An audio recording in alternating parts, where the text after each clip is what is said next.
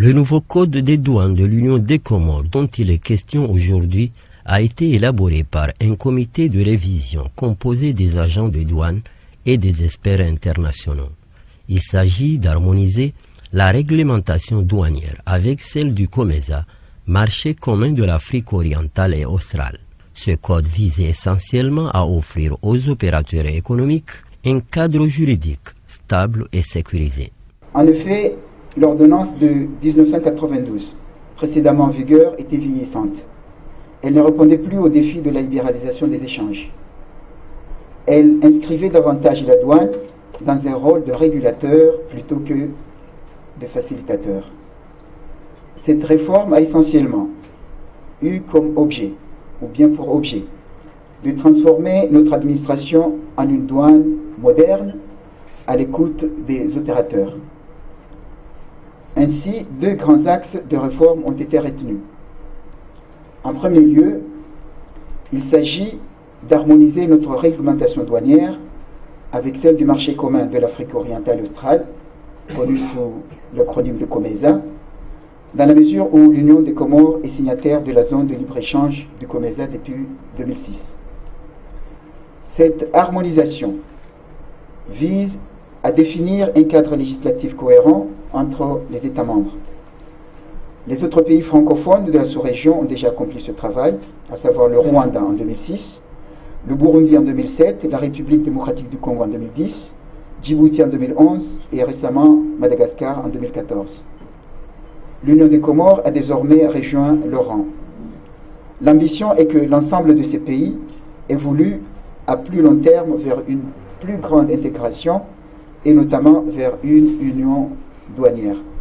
Et ceci se vérifie encore plus, Monsieur le Directeur Général, depuis que vous avez pris vos fonctions.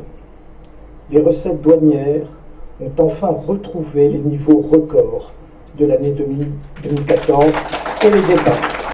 C'est ce qui permet d'envisager bien évidemment de manière plus sereine la mise en place d'un programme, notamment avec le Fonds monétaire international.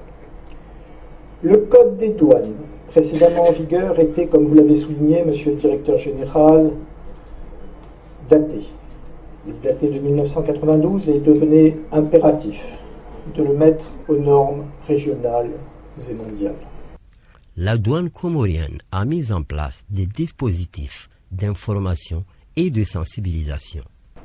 Ce nouveau code des douanes assure l'insertion de notre économie dans la mondialisation des échanges commerciaux, tout en répondant aux normes internationales requises pour l'admission des Comores au sein des organisations économiques régionales et à l'Organisation mondiale du commerce, connue sous l'acronyme OMC.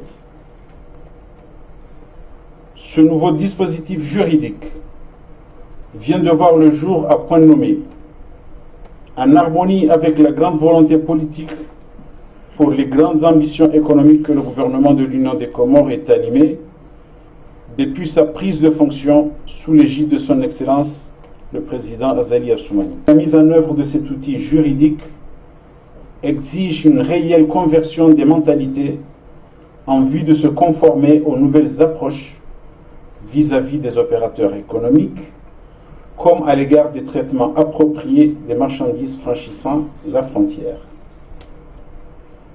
Je reste confiant que vous saurez relever à travers ce nouveau code des douanes ce défi qui consiste à concilier les intérêts de l'État avec ceux du secteur privé.